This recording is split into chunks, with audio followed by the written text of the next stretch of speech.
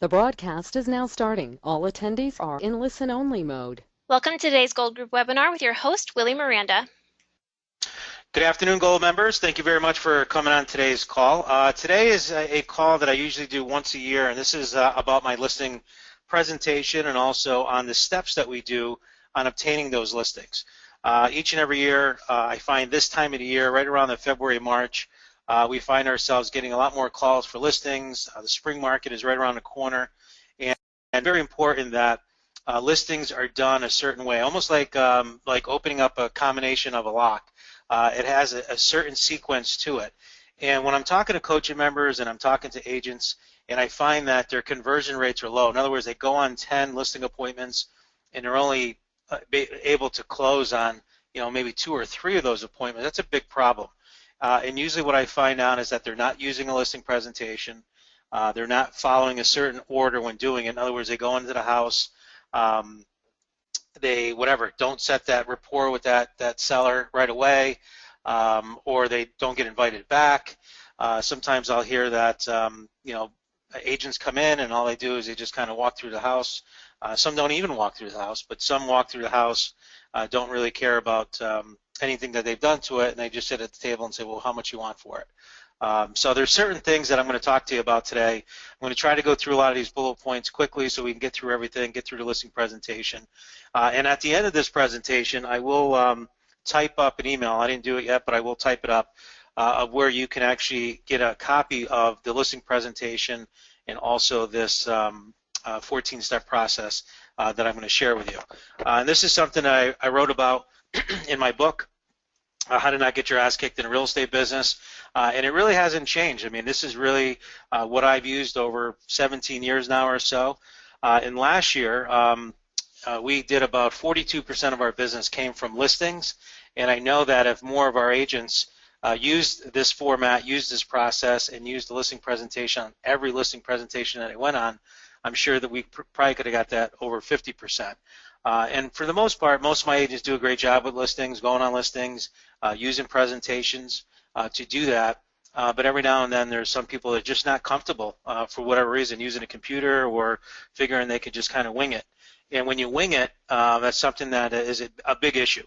And you're not going to be able to close by winging it. You have to have a process and you have to practice. And this is something that you have to feel comfortable with and you have to do, and you have to practice on people. You have to role play and get comfortable with it. But the best place to get it going is just to get it out there, right? Just get using it. And the first time you do it, the second time you do it, it gets easier. The third time you do it, it gets easier, and so on. So we're going to talk about that today.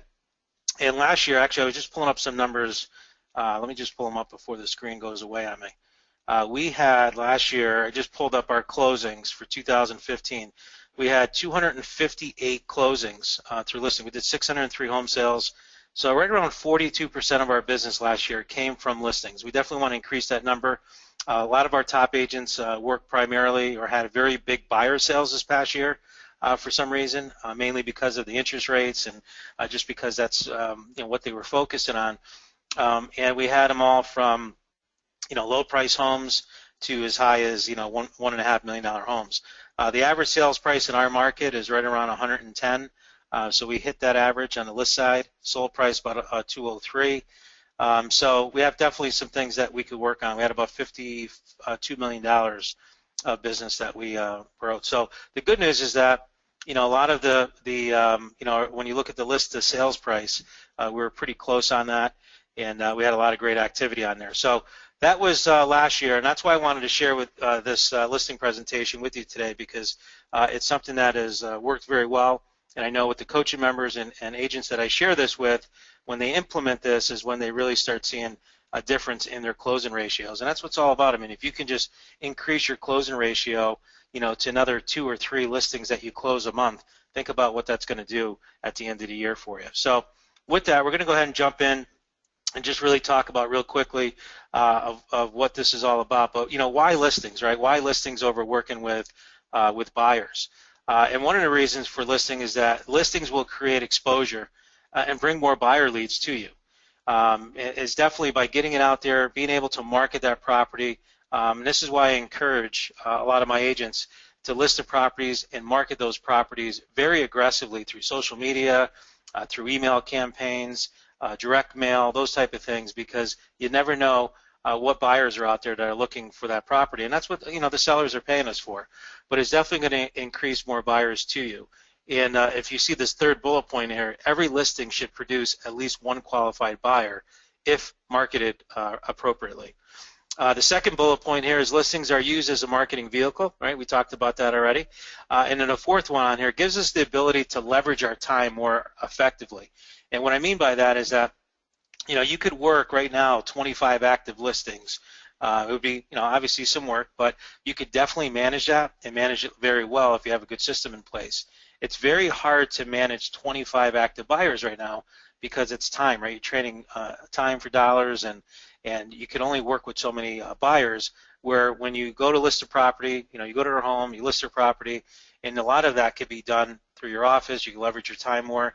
You don't have to be with that client hours and hours on end like you do with a buyer.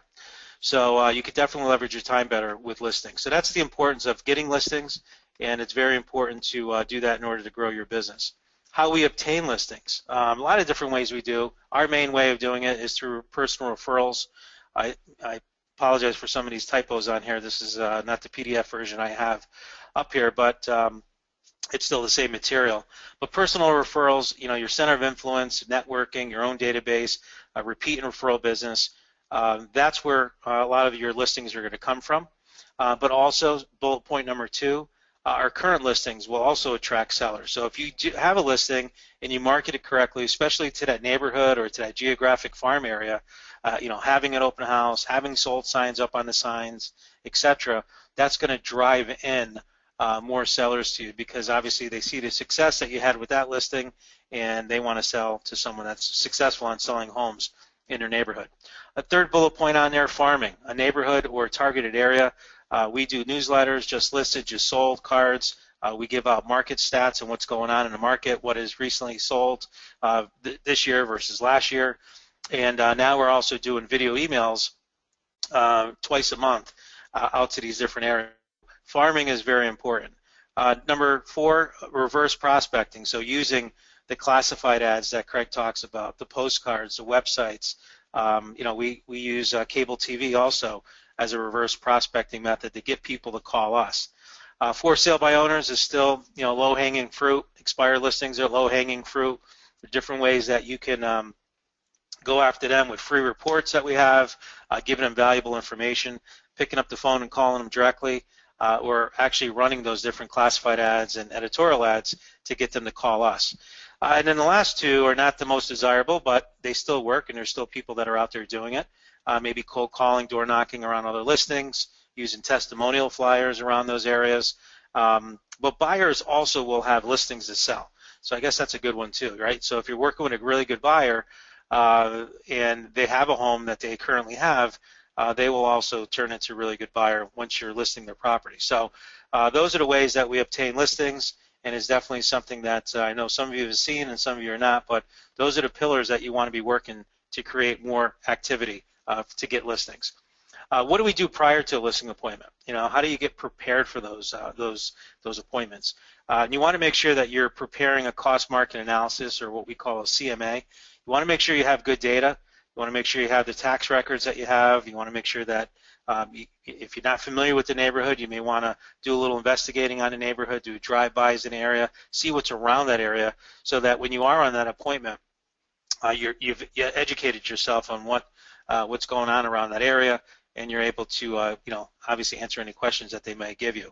I'm not saying that you're going to be able to answer every question that the seller may give you, but at least it's nice to know that you know some of the area, and if you don't know it, then you can always tell them that's a great question, and you'll get back to them on it. But searching MLS for prior sales, doing an RPR, right, the Realtor Property Resource, or Zillow, or Cloud CMA, that's always good to use. The reason I say Zillow, and not because I think I saw some recent stats that said that Zillow's wrong 60 or 70% of the time, but the reason I bring that up is because buyers are looking at Zillow, right? So, and believe it or not, sellers are looking at Zillow. So I like to bring that information with me to show them that, hey, this is what buyers are looking at, and based on all the other research and stats and reports that I've been able to pull up, it's really close, or it's not even close. But this is what buyers are looking for, and we have to pay attention to it, not to overprice our listing.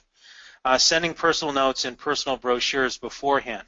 I know that's worked very well, and that's actually secured a lot of listings for me, because if it is usually 48 hours or 72 hours in advance, sending them something ahead of time with a personal note or a personal brochure is very important. That really sets you apart, because most agents are not doing that, and people really like that personal touch, because I think nowadays with texting and emailing and scanning and DocuSign and all the other stuff, that personal note and that personal touch just doesn't exist. Sending testimonials and pre-list information. We have a sheet that we have testimonials. I have like 2 different sheets that we send out with a bunch of testimonials of sellers that we sold to in the past, with their picture and little comments that they said about the positive experience that they had using our company. I was talking to a very good friend of mine the other day who lives out in Massachusetts, and he has an actual book that he has of testimonials. So when he goes on a listing appointment, one of the things he shows, here's a book of listing testimonials. Take a look at all these different people. If these people said that I was great to work with and was able to get their home sold efficiently, I'm sure I could do the same for you. And if you're in competition, he really likes it, because he says, did the other agent bring a book of testimonials? And he said pretty much to date that he's never had anyone say yes. And he pretty much bluntly says, well, that's because they don't have any. So whether that's true or not doesn't matter. The point is that he has them in hand. He's showing the customer the book of testimonials, and it's very, very powerful when you're on listing appointments. Okay, so what do we do at the listing appointment? We'll jump into the 14 steps, but being on time, and I'm going to talk about that in a second. Dress for success. Being business casual is fine, but again, you only have that first impression to make the first time you meet with the people. You don't want to dress, get there in shorts or in sneakers and not looking professional. I've had some agents where they say, well, it was referred to me by a friend of mine. I'm going to another buddy of mine's house, so not a big deal. I just popped over there in shorts, or I've had people go in sweats. I don't care what day it is, Saturday, Sunday.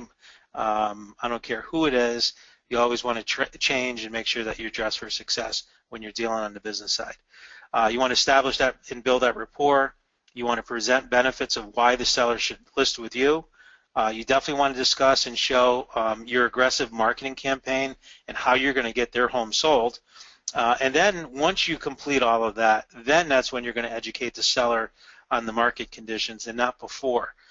So you want to definitely have that CMA and a CMA summary that you bring to them. And then the biggest thing is that you have to ask for the listing. I can't tell you how many times I've been on interviews and they just haven't asked for the listing. They give them all the information. They say, thank you, let me think about it. They leave, and then they go list with someone else. Ask for that list. Surprise how many times they will say yes, and you'll be able to get paperwork that night, or possibly very shortly after that. So let me just go through the list, the quick 14 steps of a listing presentation. Some of these are very basic, but I'm telling you, you have to follow them in a sequence, or you definitely, the lock won't open, like I mentioned before. This is the right combination. First one, being on time. Try to get there 5 minutes early so that you're not rushed, so that you can look around the outside of the home, maybe drive by the neighborhood, whatever the situation may be. But you definitely want to show up 5 minutes early. Definitely want to be on time. I've seen agents lose listings by being 5-10 minutes late. This is a serious situation that a lot of these sellers are in. This is a big move for them to have to sell their home. And believe it or not, if you have a 2 o'clock listing appointment with someone, they're already nervous at 1 o'clock, right? They're already pacing by 1:30 and looking out the window waiting for you. And then once 10 of 2 comes and 5 of 2 comes, if you're not there, they're already fuming. And by 5 after, they're done. They're toast. And I've seen some people say that, that they didn't really appreciate the person that came because they came late. And I have tons of stories that I could share with you on that, but I'm not going to do that in today's call. Just be there early.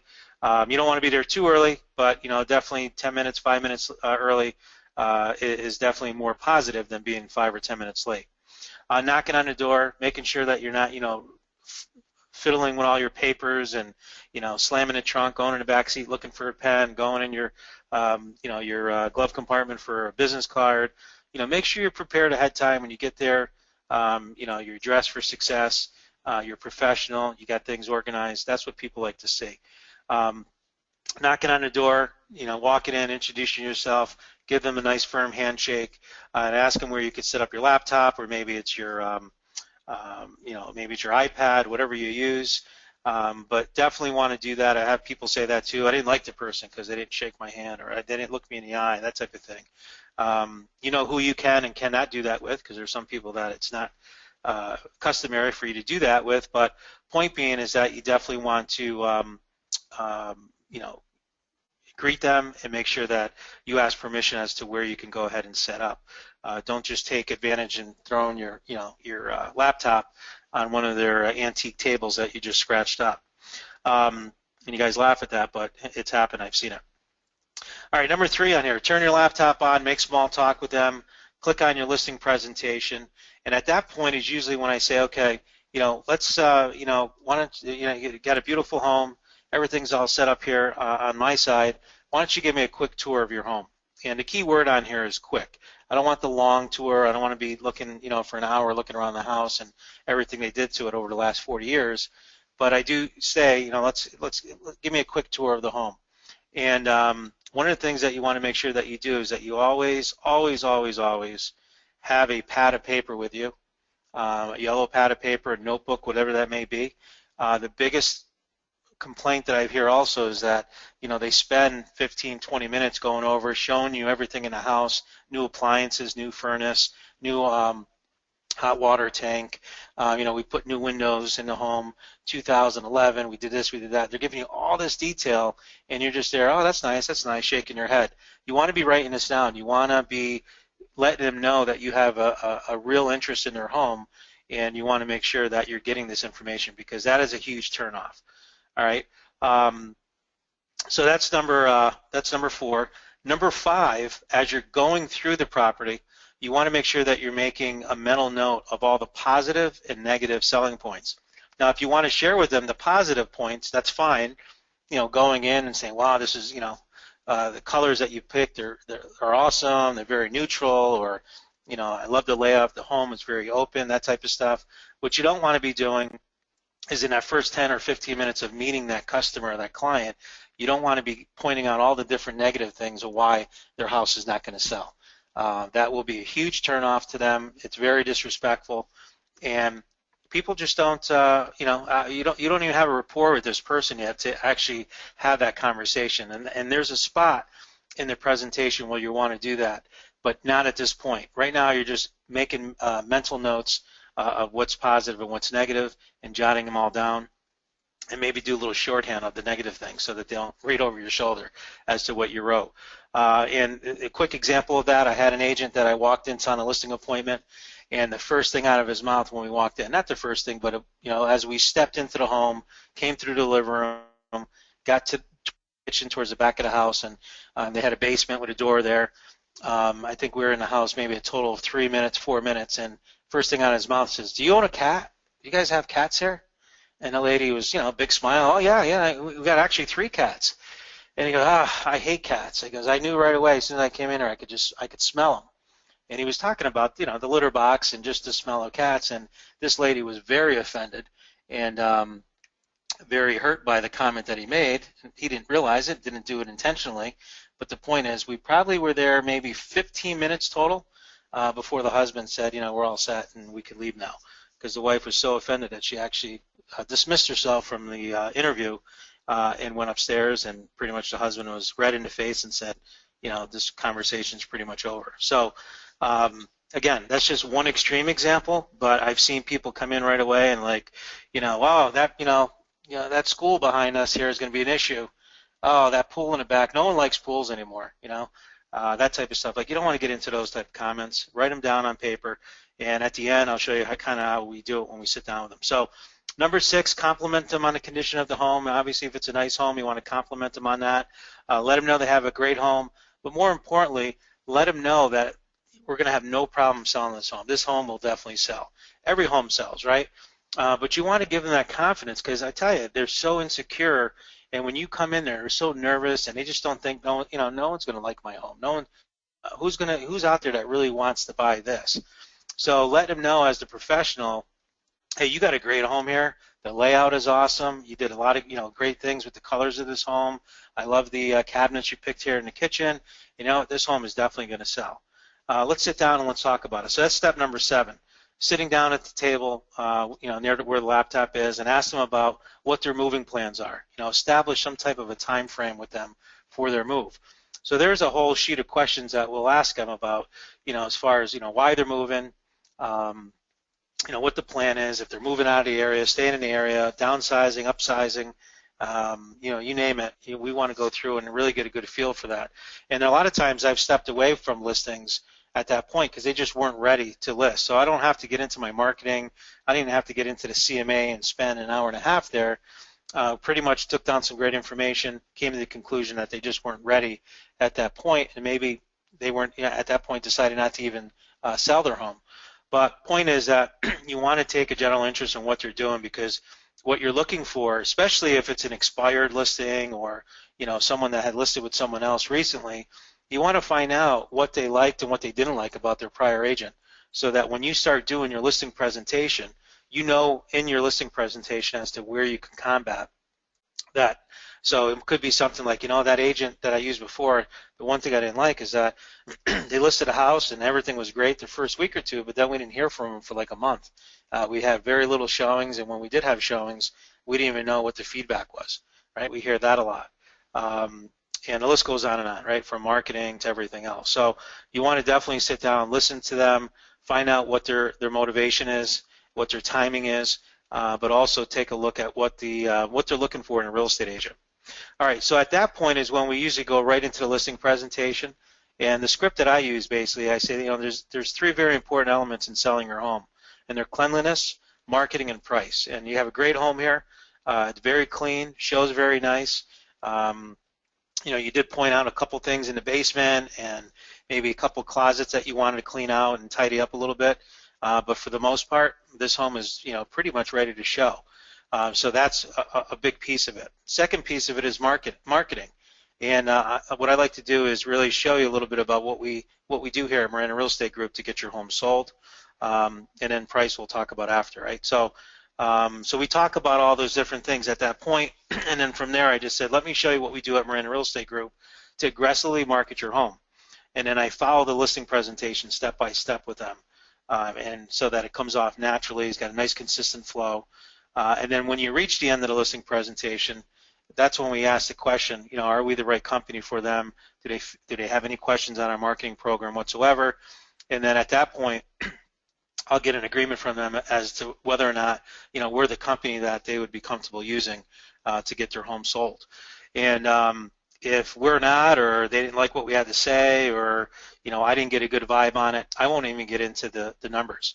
Sometimes at that point you'll get conversations that may come up. Well, I'm interviewing 2 other people, or whatever situation may be, then I may have to adjust, because I might not want to give them everything at that first appointment, especially if I know that they have someone else coming in. If I can't close that day, then I'm going to tell them that, you got a great home here, but it's a lot of more things I want to research.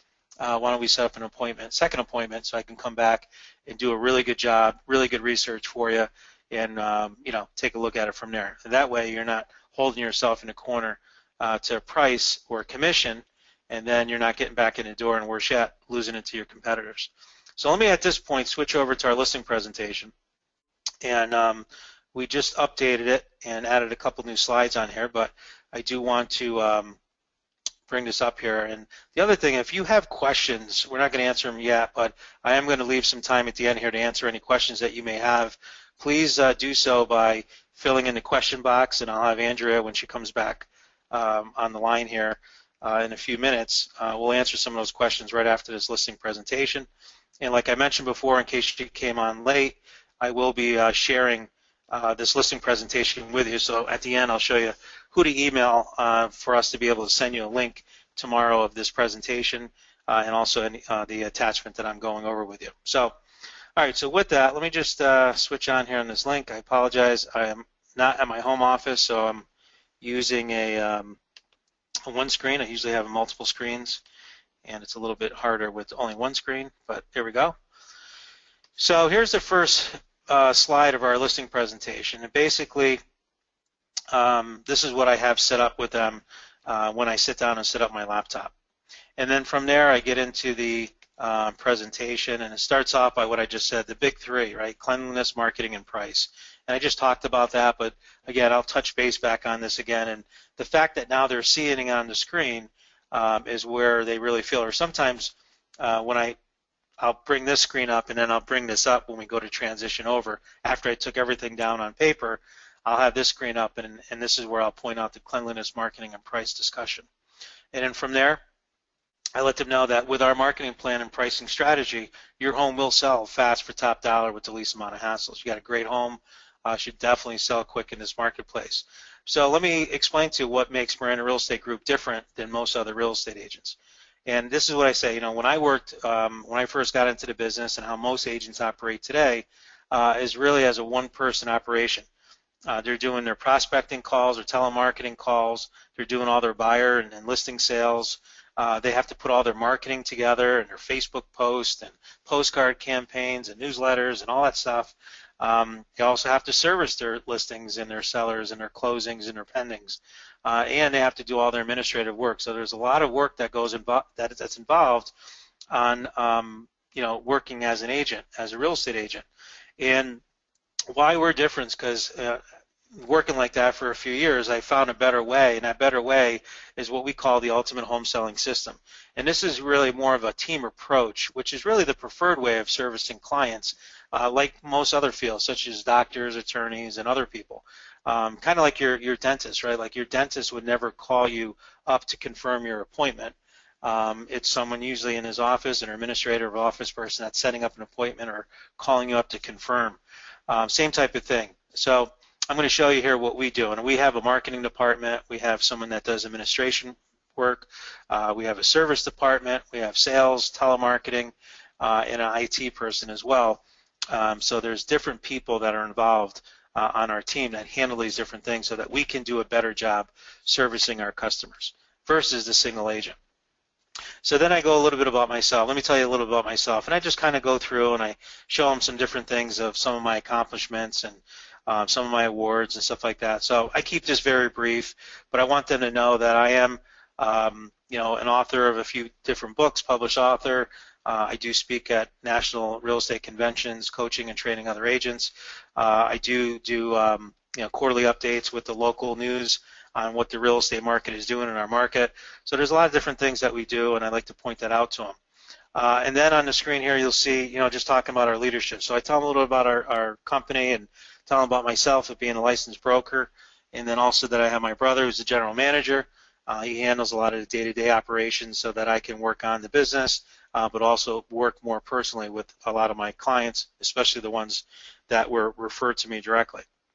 And then I talk about my team and what an amazing support staff that we have. And you know, I talk about our marketing coordinator and our administrative assistant, our listing coordinator, our leads manager, my assistant Trish, and Robin, our business development person. Like going into all that and explaining to them just a little bit about what each and every one of those people do.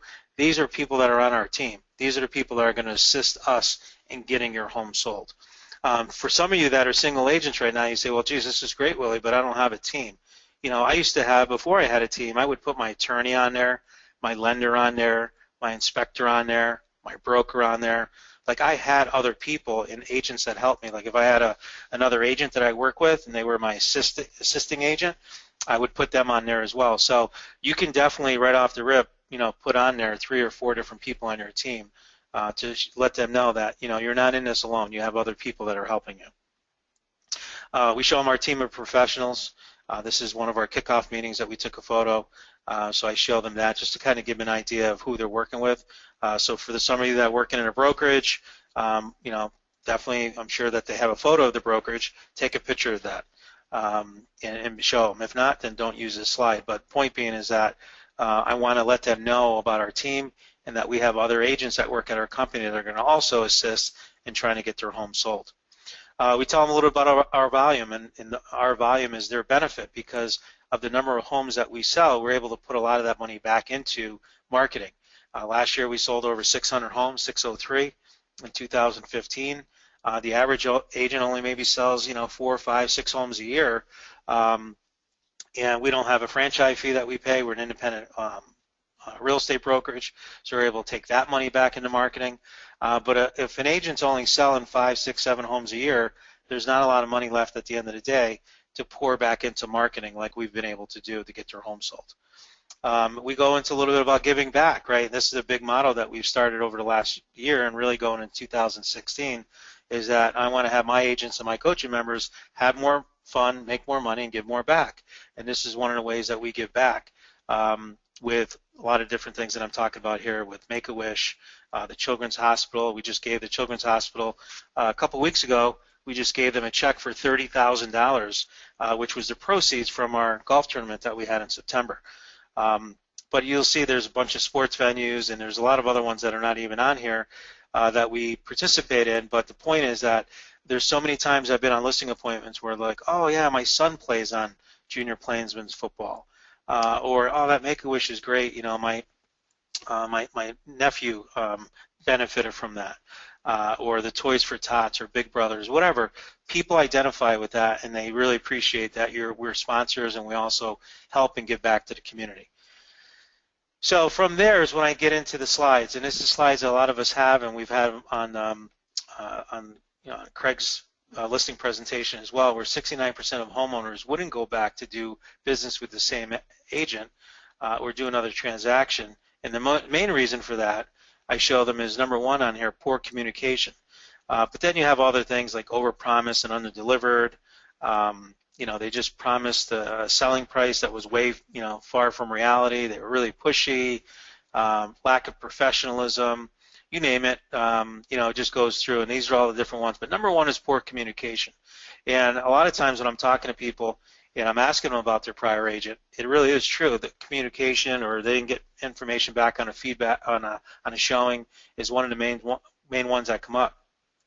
So we show them our showing time and our feedback system, and we show them that we have showing time, and that appointment at 2 o'clock comes in at 2:01. We're sending an email over to them, and they're getting questions that they're going to answer. And some of those questions are, is the current customer interested in the property that they show the house to? Please rate your overall experience with the showing. What's your opinion on price? And how would you rate this property, based on other ones that you're looking at?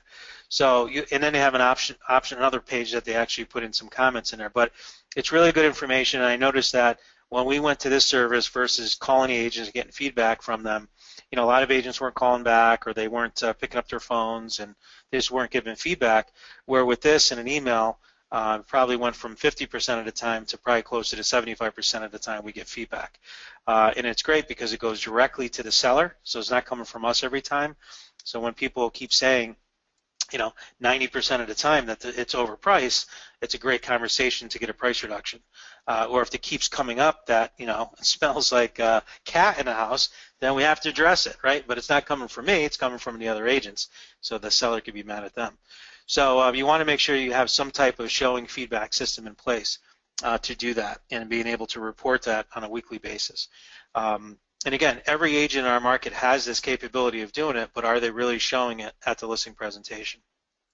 We talk about our most recent survey that over 90% of our clients would come back to do business with us. Some of them, unfortunately, move out of the area and don't expect to ever use us again, so they check no to that. But over 90% of people would do business with us again, and we have a high, I think last year, right around 72% of our business came from repeat and referral business. So then we talk to them about the team approach. When we take your listing and pull the trigger on your home marketing plan, there's 17 key systems that we activate. And we just kind of go through and from, showing them the listing to how we prepare their marketing data based on a customized marketing sheet. We'll do their ad sheets and get everything ready for their home as far as the description and the MLS and all the other stuff that we need to get out there. And then we're going to go through and we talk to them about the multiple listing. We talk to them about the multiple websites that they'll be on. We talked to them about, some of the marketing that we'll do with newspaper print, fact sheets, the virtual tour that we're going to give them, which is very important versus just having, a few photos from a cell phone on the MLS. We want to show the importance of having professional photos done for their listing and also having a virtual tour. We have an email list that we also blast out to of of agents in our marketplace that we send these listings out to. We also have a direct contact with our large list of buyers in waiting.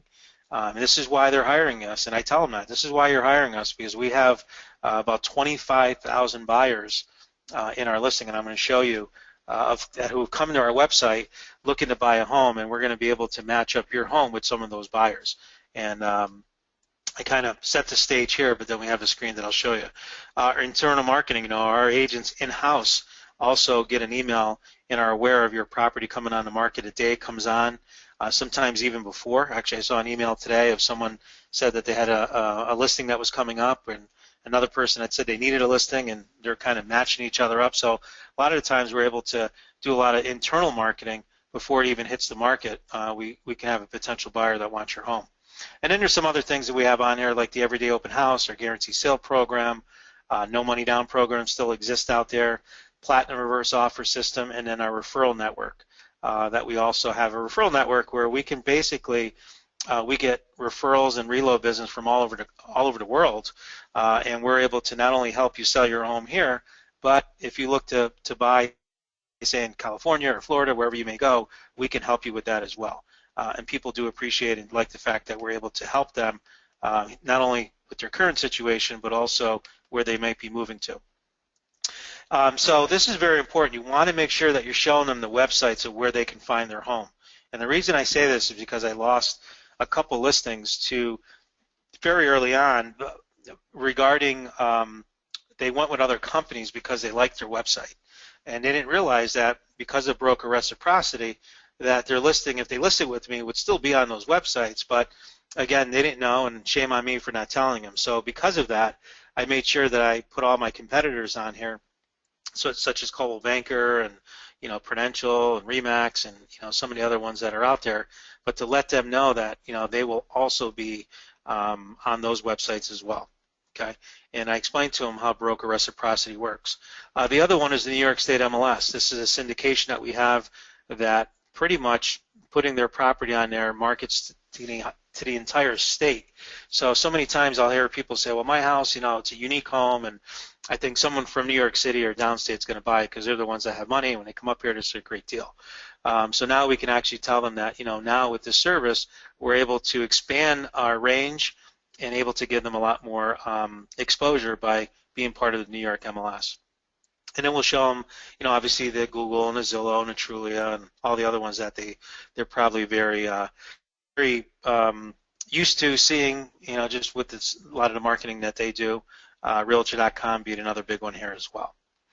And then when I just talked about the two different approaches of how we generate leads from buyers, and I let them know that we have a branded and a non-branded site, and how our non-branded site is more of that information providing type of a website that we have all these different reports and things that we give to buyers when coming to our website, and that's how we're able to capture their name here by getting their name and email address and phone number.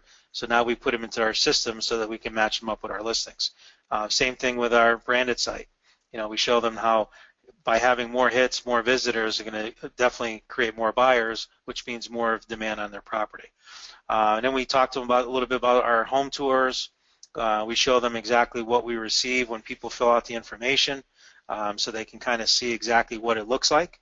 And then we jump into Market Leader and talk to them about that, where we, again, right here, that little IDX, we also attract a lot of buyers to that. And we get 200, 300, 400 leads per month of buyers that hit our website, excuse me, that hit our website looking for information, and their property is going to show up as a featured listing or be one of those listings that actually come up on the screen. So when we do that, we also show them, here's our list of buyers. We have 25,153 buyers that are in our system, and that's very powerful. So if you guys are not doing that, you definitely want to make that part of your listing presentation. You want to be able to show them, here are the buyers. 25,000. I know I was at an office in Naples, Mike Berger's office this past week, and he actually has a printout all on an Excel sheet of probably, I don't know, 3,000 to 4,000 buyers, and he just plops it. It's got that thumb factor, right? It just plops it in front of the seller and says, here's a list of all the buyers that we have that are looking for homes that we're going to go ahead and market out to on your property. And then we just show them how we can match up and actually look on our system to find out who's in there that's actually looking in their price range in their area that we can call immediately and reach out to, because we know that they're looking for their type of home in their area. We show them our virtual tour with realestateshows.com, and a lot of times I'll show them how it works and actually go on and show them a live link. We show them some of the marketing material that we use as far as some of the print advertising that we do. We talk about our 24 talking ads in the newspaper and our homes.com. We actually show them an ad, and we show them that most of the other realtors, they have to call their cell phone or they have to call their office. And if a buyer is looking at, on a weekend, like 3 o'clock in the afternoon on a Saturday, chances are they're not going to get that phone picked up, and most people won't leave a message. Here we're able to not only give them all the information that they're looking for, but because of the caller ID feature, we're able to trap their phone number and call them back. So we're going to get 3 times as many calls because they don't have to speak to any agent, and we're giving them that information 24 hours a day, 7 days a week. We also talk about our lawn signs, and I know that snow looks depressing, but it is what it is. Upstate New York, I'll probably replace that with another better sign one of these days with some green grass in the spring. But it's a professional sign, right? It's not something that we just stick in the lawn and something that is going to get blown over or snowed on and you won't be able to see the sign. I want to show them each one of our listings have one of these type of signs. And at any given time, sometimes we can have 200-300 signs out there.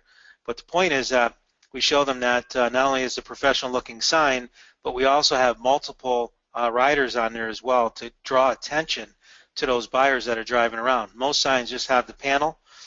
We want to have multiple ways that they can reach us. So on the top here, I let them know that you notice that there's not a brochure box out there, and I tell them that normally when you drive around, you see a brochure box.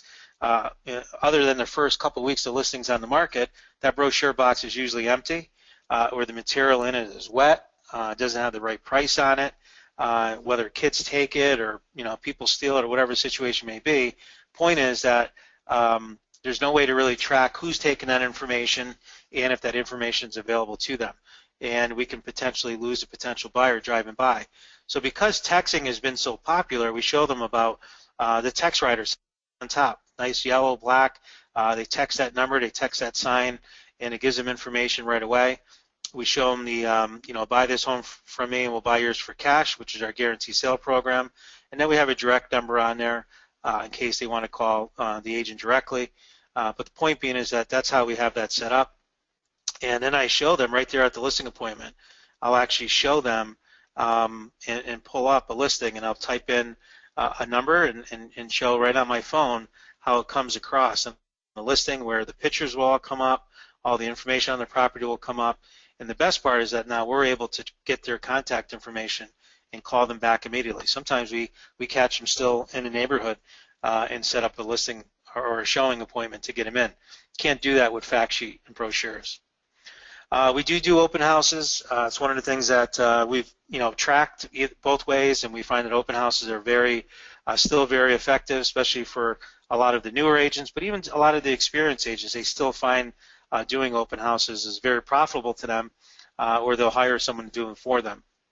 But we want to make sure that we show them all the different multiple ways that we market their open house, and that we're not just showing up 15 minutes before the open house and sticking a sign on their lawn. So we go over that. We show them the everyday open house. For some people that say, I want an open house every weekend or whatever the situation may be. So basically your home is open every day. So by having a sign writer on your property, it shows potential buyers that they can call that number and we can give them access to the property. And we do get phone calls from that sign where people will call, buyers will call and say, what time is the open house today? And then from there, it's just a regular buyer appointment, sign call, and we'll just let them know, well, when would you like to get in to see the property? And we take it from there. So it's much, much easier and definitely is something that's very profitable. So definitely something I would add to your marketing on your listings. Fact sheets, we just basically give them a detailed fact sheet. Some people get hung up on, these big colorful brochures and, 4 or 5 page brochures. I always tell them a fact sheet's not going to sell your home, but we do definitely want to have one in the house because we want, especially if a buyer is looking at 10 properties in a day, we want them to remember our house and some of the features that were on it, but we don't want to give them tons of information. The moving van, we have a moving van that we give out to our customers, so we show them that, where sometimes a potential buyer in negotiations we're able to throw in the moving truck, but we also give it to the seller as well. We talk about our platinum reverse offer system, where if a buyer comes into the home, and you know why this works well, because if a buyer comes in and we're always waiting for that offer, as sellers we're always sitting around and waiting for that offer to come in. Our solution is that when a prospective buyer does come in and has some interest in your property, that we make them an offer.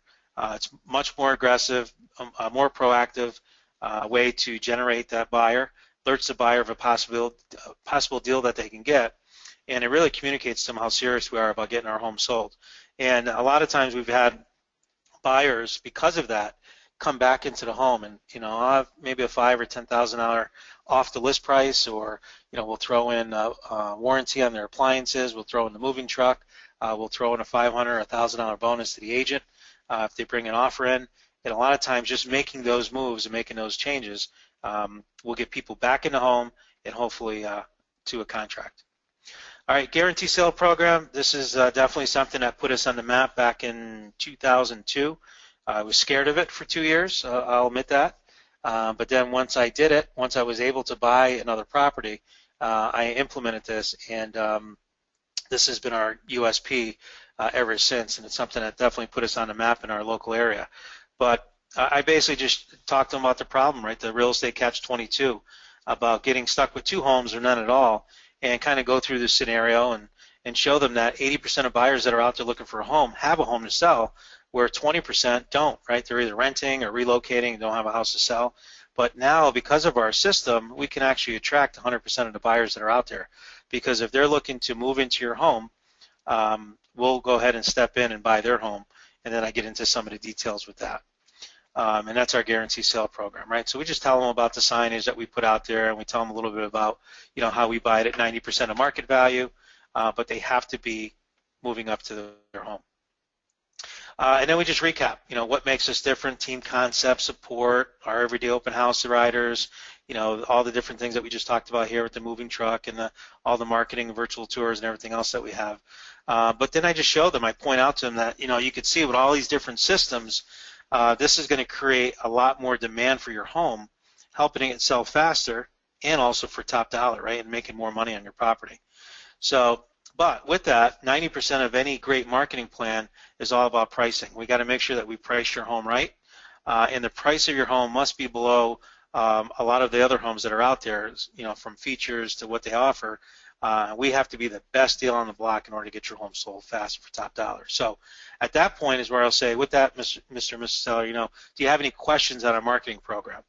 And I got to say, when you use this marketing presentation and listing presentation, people at that point take a step back and are like, wow, you guys do tons of stuff, right? And I asked him, I said, well, what did you like about it? Well, I like it's very detailed. You really explain to us exactly what we're getting, and no other agents show that to us. And a lot of agents don't. They'll come in with some, packets and some flyers, but people don't read that. People tend to look at this like a movie, right? And they're looking at the computer and looking at the presentation. They become mesmerized on what's being done on here, more so than if I just talked about all these different things about what we would do for them. All right, so I'm just going to switch off again, and if you have any questions at this point, I guess we can answer them at this point. Andrea, any questions? We do have a couple of chat questions, one from Jim. What if you just start out with no one else? Yeah, that was something that I brought up before. If you just start off with yourself, then use other people that you can leverage yourself with, Jim. So, put your inspector in there, put your lender in there, put attorney in there, put your broker in there, right? Put another agent in your office that's helped you, or maybe a mentor. Maybe it's someone that's helped you in the business. Put them in there. Anyone that's helping you or that you pay, to do some work for you. I don't care if it's even an assistant that's licking envelopes for you. Put them in there as well as an administrative assistant, right? So don't make up anyone. Just don't put people in there and pull a photo off Google Image or something like that. But you definitely could add, and if it's just a couple people, that's fine. I mean, think of a dentist's office, right? Sometimes they only have one assistant that's there. A doctor maybe only has one person. So not a big deal. But again, you could change it up a little bit. Take the slide that's appropriate for you, and if it's not appropriate, then you can delete that slide as well. So hopefully that answers your question. Sam has a question. How would you handle the situation if you've never had a listing before? Oh, well, best way to do that is to leverage, and I don't know if you're working for a brokerage or not. You probably are if you've never listed a home, but leverage your office, right? So you could say, I have a new agent now that just started with me, and he can say, last year we sold, I think we can get your home sold. Last year we sold 603 homes at our company, or we, right? We meaning the company, and we can say, we sold a number of listings at 96% of ask price, or we, average days on market was 57 versus the regular market of 90. Whatever the stats are that you have, use the stats of your company to actually go against that. And you'd be surprised by doing that. People, again, they just want to know that they're going to work with someone that is going to get their home sold, and leverage your company, leverage your broker, and that's probably the best way to do it initially, just like a lot of my new agents do, where a lot of times my name's been out there for a long time. I tell them, use my name, let them know that I'll call them, and if I need to, like if you're on a listing appointment, and I work very closely with Willie, and I'm going to go over this this file with Willie when I get back to the office, and we're going to take a look at it, leverage that, right? So if you have a broker that's very involved, there's plenty of times that I picked up the phone, and I've even gone out on listing presentations with my agents if we're in a competitive situation where I'll go back out with them and help them get the deal closed. So hopefully that helped you, Sam. Sam also asks, do you leave a hard copy of the listing presentation? No, the listing presentation is on the computer, so I don't have that, but we do have a couple slides that we may pull off, with a picture of our team, and maybe a couple of the websites and stuff like that we can leave with them as a leave behind, we call it, just to leave them something. But we will leave our personal brochure. We will leave our list of testimonials with them. That's a lot stronger, I feel, than the actual listing presentation. But no, I don't leave the entire listing presentation there, just because I don't want my competitors getting it and copying it, verbatim. Joel asks, where can we get a copy of your slides talking points? You can get a copy of that at the end of this webinar. I'm going to actually give you an email address. It's to my assistant Trish. It's at tlouks@mrgteam.com. So it's T, capital T like Tom, LOUX at mrgteam.com, and I'll type that out in a second here towards the end of this webinar. Okay, Pedro, he says, when closing for the listing, what do you say to a high C seller that wants to think about it? He's a high D. High D or high C? I think Pedro is saying Pedro is a high D, but he's talking to a high C seller. Oh, great question, Pedro. Yeah, well, if you're a high D, as you know, with this personality test, a high D, if they're too pushy, closing too strong on a high C, they're not going to get anywhere, and it's actually going to turn that seller off. So you will find your conversion rates go down pretty quickly if you're going to push them too hard. So what you want to do is obviously try to, I don't want to say lower yourself to a C, because that's not really what I want to say, but you want to get yourself to the same level. Turn the D down a little bit, get a little bit more on a level playing field with that C, so that you let them know that hey, I'm sure you want to take a look at this, read everything over and everything else. When do you think you'd be ready to get your home on the market, though? Should we go to contract? And a lot of times they'll give you a date, right? Like today is the 11th of February. Probably by the 20th for sure. Okay, well, why don't we do this so that I can start pre-marketing to my list of buyers and get it out there? Why don't we just go ahead while I'm here and just write up some of the paperwork that we have, and I'll just put the 20th of February on here. We'll leave the price blank for now, and I can always discuss that with you a little bit further. or if you already came up with a price, you could put it on there. But then this will allow you to read it over, take a look at it. Nothing's bound. We can rip this all up, but at least it'll give me time to go ahead and pre-market the listing and start looking for buyers, so that when you're ready to go and you're ready to put it on the market on the 20th, we're out of the gate strong, and I think you really enjoy that. But at no at no time will I put it on the market, or will this paperwork be bound until you have a good feeling for everything that we talked about today. So that usually will help, but sometimes with a really strong C, they're not signing anything that night. So you have to just back off and hopefully find out why, and give yourself an opening to come back, right? So if I'm sitting here with a strong C, I may say to them, you got a great home here, and some of the comps that I went over with you tonight, I know you're looking for 450, and I know most of the ones that we saw here were like 4.25 or so. I'm going to go back to my office and really do some really good research. I'm going to talk to my appraiser and get some information from him, and I'm going to do a lot of research, right? Because high C is like that. I'm going to do a lot of work, get a lot of research done, and why don't we set up a time tomorrow or the day after where I'll come back. You read all this information. You go through everything here that we have. Here's the listing paperwork and everything that I'm going to be asking you information on, and we'll come back. So that way, that gives you another entry and back into the house. But if you don't have anything, or if you give them everything at once, it's a good point that you might not get back in. And our final question in the chat box at this time comes from Matt. It says, sometimes the seller criticizes me for having a prepared CMA with a suggested price before I saw their home. Is there a response to that? Yeah, it's exactly what I said before. You're walking in already with a number in mind of what their home is worth, and people do get turned off by that. And that's why you definitely don't want to just jump to the number without going through everything. Go through your marketing, go through everything, but I think more importantly, to answer your question, what I do is I always do a CMA summary. So I'll show them a snapshot of everything that sold in the area over the last 3 to 6 months, as close as I can to comparables of their home. I try to narrow it down to about 5 or 6 homes, but if there's more, I'll put them on there, and I'll just go with them, and that's kind of what I'm explaining. I'm actually going to explain that right now towards the CMA here, but I'll go over it with them. So why don't I just jump into that, and that will answer your question, that you might want to try this approach first.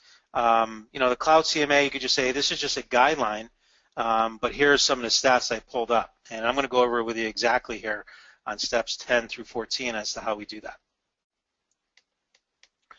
Okay, so is that it? That's it for now. Okay, great. So at that point, once I get a good feel, motivation's there, they want to get the house on the market, we want to pull out that CMA summary, and I show them all the ranges of homes that they selected. So I'll circle the active, I'll circle the pending, and I'll circle the closed listings. And usually it's on a one-sheet piece of paper where I can do that, a one-line summary, but sometimes it might be 2. So what I do with them is I just let them know that this is pretty much a range of homes that I'm going to show you, and I want to start off by showing you the active listings. These are homes that are actively for sale right now, and this is really what our competition is.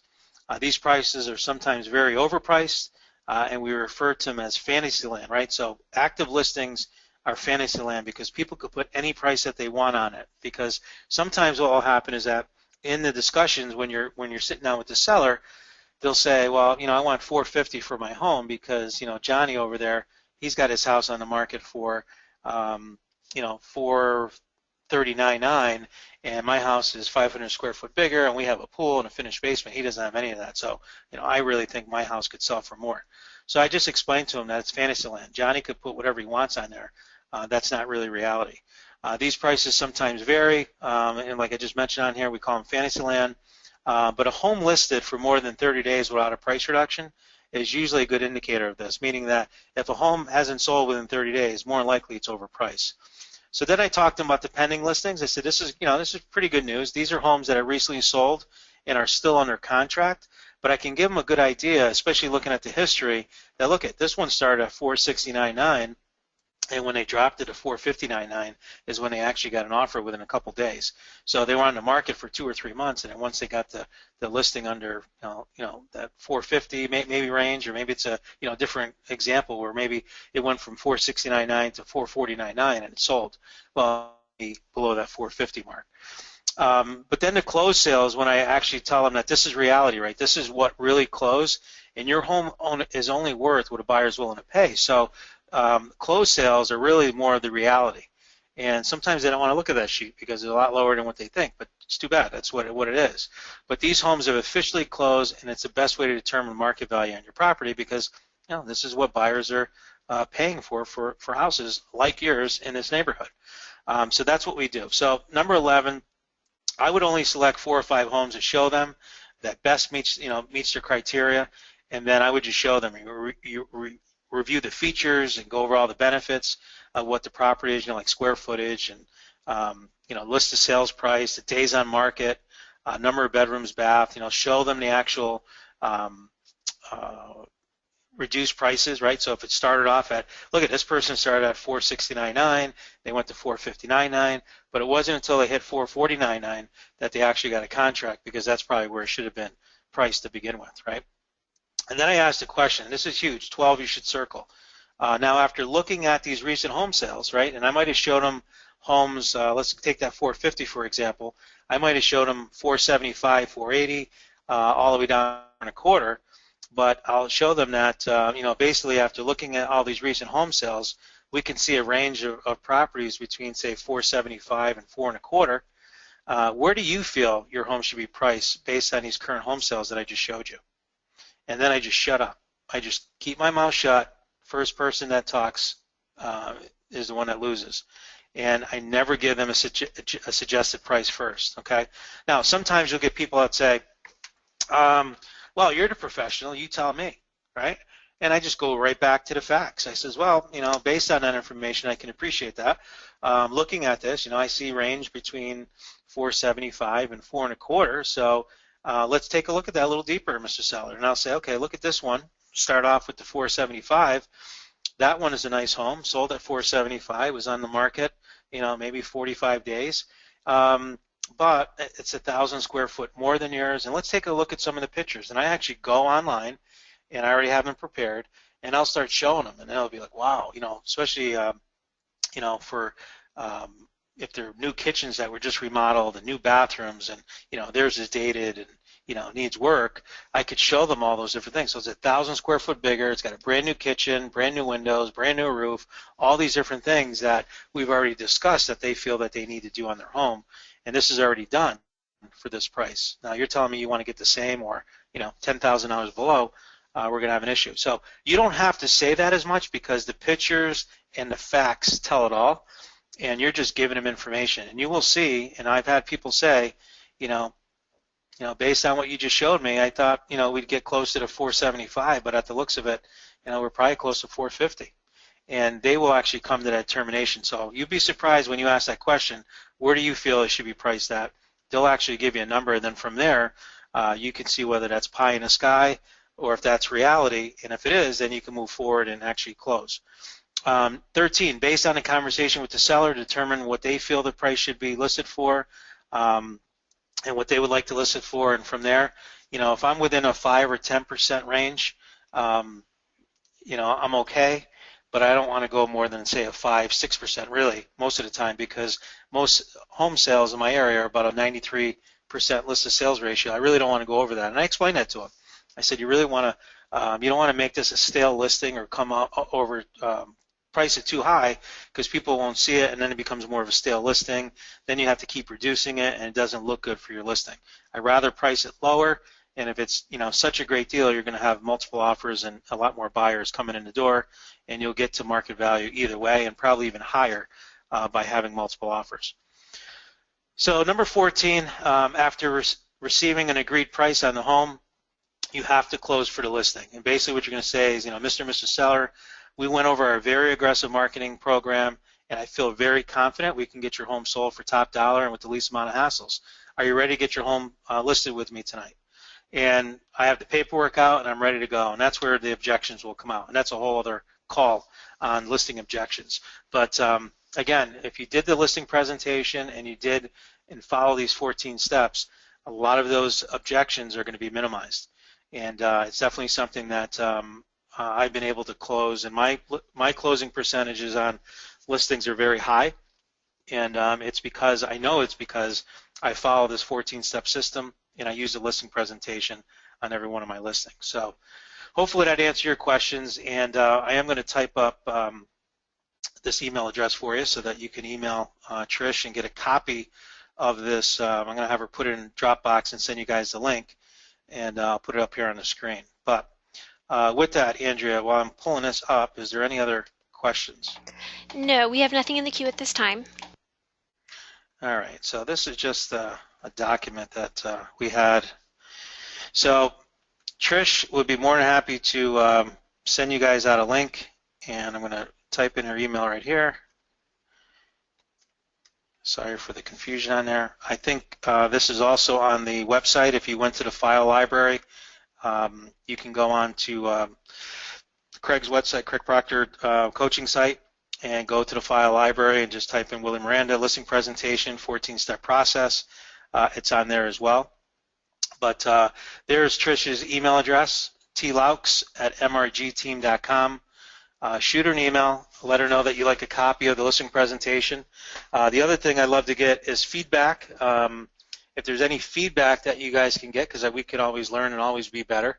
But let us know first what you liked about it, any improvements that you think that you see that we could be missing on this presentation, and also what would you like to see on future calls. Maybe one of those, maybe on the actual negotiations or on some of the objections or whatever they may be, but let me know other topics that you may want to see in the future.